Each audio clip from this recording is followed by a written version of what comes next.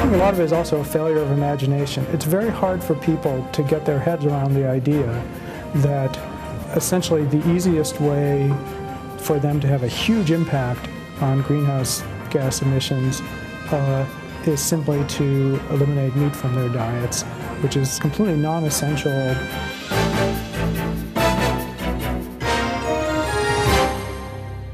Greetings, perceptive viewers, and welcome to Planet Earth, Our Loving Home, featuring Dr. Patrick Brown of the world-renowned Stanford University School of Medicine, USA, who will discuss the devastatingly harmful environmental effects of animal farming and why he believes all such agriculture should end.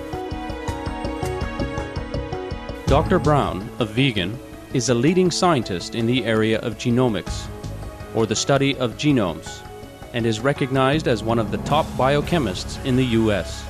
He is an investigator with the Howard Hughes Medical Institute and became a member of the prestigious U.S. National Academy of Sciences in 2002. Dr. Brown has also done significant work outside his research field. For example, in 2000, he co-founded the Public Library of Science, a free online journal database that offers scientific and medical articles to promote open, effective sharing of new discoveries. As he is deeply concerned about our planet's future, this distinguished scientist is currently taking time off from his research work to pursue a number of climate change-related initiatives.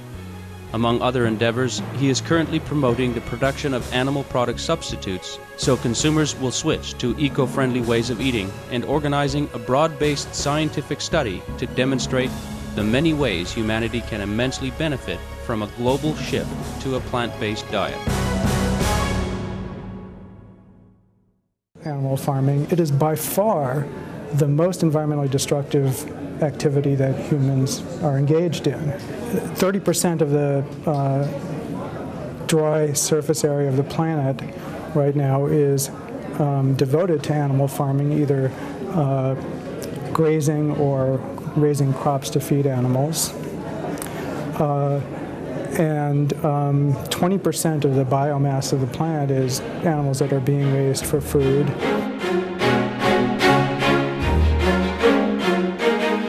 Livestock raising is the single largest emission source of human-caused methane, a highly potent heat-retaining greenhouse gas, which has 72 times the warming potential of carbon dioxide over a 20-year period and dissipates from the atmosphere within about 12 years. By contrast, it takes 1,000+ years for carbon dioxide to disperse from the air. Many leading scientists now agree that the fastest way to cool our planet is to end livestock breeding because it will limit methane and other dangerous greenhouse gas emissions. I think people have been slow to recognize the magnitude of the contribution of animal farming to greenhouse gas production. It's only relatively recently that it's been reasonably widely recognized that it's a major contributor. Greenhouse gases that are shorter lived, I think that's a very important issue, and I completely agree that reducing methane emissions would have tremendous impacts over a relatively short period of time. If you could really make a serious dent in methane emissions if you reduce the demand for animal product. And I'd really like to see an end to giving livestock farming an exemption from greenhouse gas regulations, which in the U.S. and now I understand in the EU and in the UK, currently livestock farming is exempted from regulation. The real problem is right now feeding 7 billion people and 4 billion cows and pigs and sheep and 18 billion chickens that require massive amounts of land to support. Clearing that land so that it would be available for animal farming historically over the past couple of hundred years released as much carbon into the atmosphere as burning fossil fuel at the current rate releases in a period of 17 years. And to the extent that that land can be retired from animal farming and allow to convert CO2 into biomass, we could potentially actually lower atmospheric carbon dioxide levels. Meat production consumes a tremendous amount of Earth's scarce freshwater resources and is inherently inefficient when compared to growing plants for food. To produce one serving of beef, over 4,500 liters of water is needed, while one complete vegan meal with tofu, rice, and vegetables requires only 370 liters of water.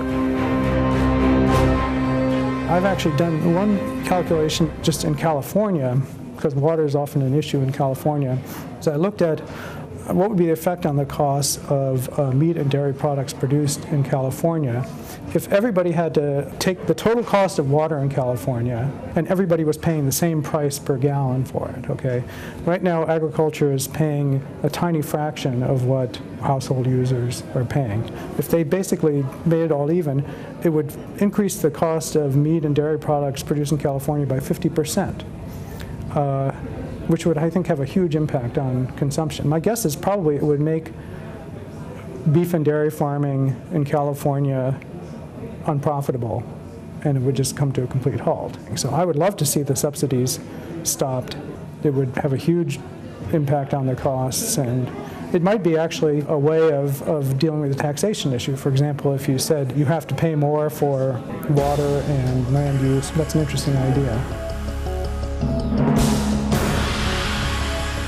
According to John Robbins' best-selling book, A Diet for a New America, if the meat industry's water costs were no longer subsidized by U.S. taxpayers, the real price of half a kilogram of hamburger would be $35 US and $89 US for the same amount of beef steak.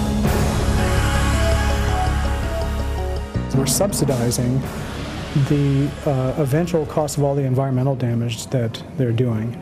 So I think there's little doubt that sometime in the next 50 years, there's going to have to be an extremely costly global effort to remedy the causes of climate change, probably water pollution, water shortages, stuff like that, that are driven to a large extent by animal farming. Sooner or later, that bill's going to come due. Basically, the people who are doing the damage are paying nothing for them. It's like running up a gigantic credit card bill and then handing it off to your kids to pay it. I think that the sensible solution is to tax these products, not just meat, but it will get a big price tag based on the environmental damage it does. If that were to happen, the prices would go up a lot. And I think that would have a huge effect on people's behavior. Dr. Brown is advocating for a market-oriented solution to end livestock raising and promote a vegan way of living.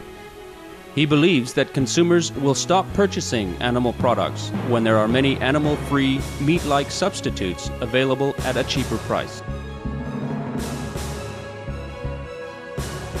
I think that strategically, the only way that you're going to really make a dent in animal farming is by taking advantage of the fact that you can produce something that's nutritionally equivalent to the least expensive unprocessed meats for less than 4% of the cost of those meats, just using plant products, basically soybeans, other legumes, grains, and so forth. That, I think, is a huge business opportunity for a forward-looking food manufacturer or investor, because if you could take advantage of the low cost of production and produce a product that was the sort of sensory equivalent and had the cooking properties and handling properties of unprocessed meat, and sell it for half the price, all you'd have to do is show them the price tag, and I think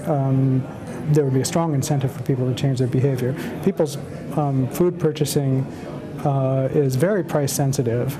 If you look at smoking rates, the biggest driver of the drop in smoking rates in the U.S., I think, has not been the little labels on the cigarette packages that talk about how unhealthy it is.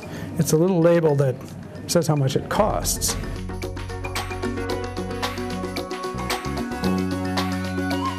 Dr. Brown also endeavors to help push forward the mass production of inexpensive meat alternatives, which he feels will be readily embraced by the public. Basically,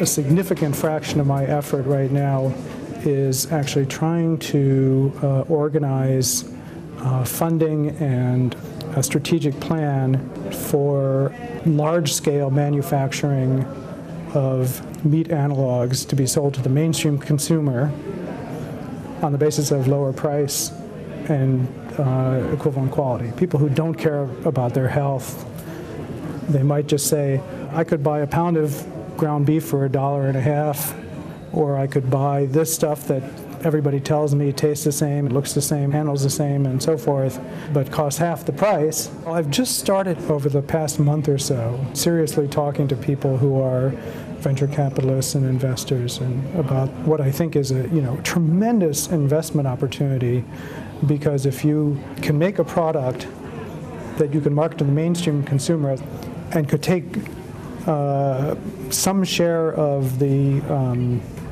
current market for meat products. In the U.S. alone, it's $150 billion a year. If you had 1% of that, that's $1.5 billion a year. That's serious money. I'm not interested in starting a food manufacturing business myself. I'm just interested in catalyzing this. But anyway, there's been a lot of interest, and I feel like there's really a compelling business case for this if people are willing to kind of think enough outside the box.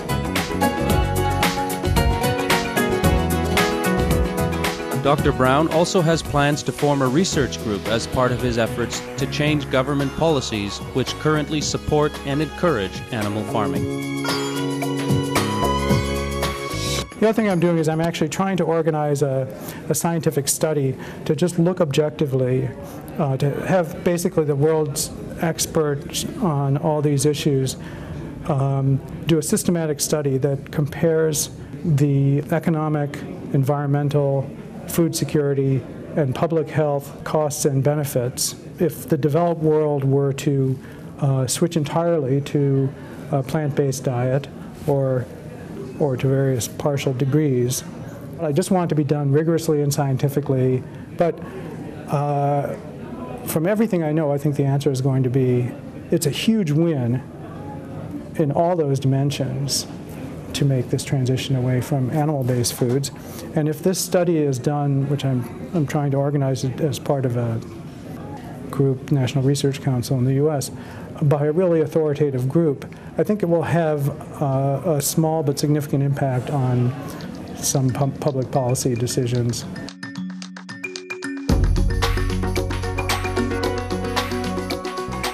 We sincerely thank you, Dr. Patrick Brown, for taking time to discuss your brilliant, benevolent efforts to stop all animal farming and encourage the adoption of the vegan diet. May this goal soon be achieved, with humanity always making eco-friendly, healthful, and compassionate food choices. For more details on Dr. Brown, please visit brownlab.stanford.edu. Eco-aware viewers, thank you for joining us on today's program. Coming up next is enlightening entertainment after noteworthy news. May we all forever be pure of heart and noble-minded.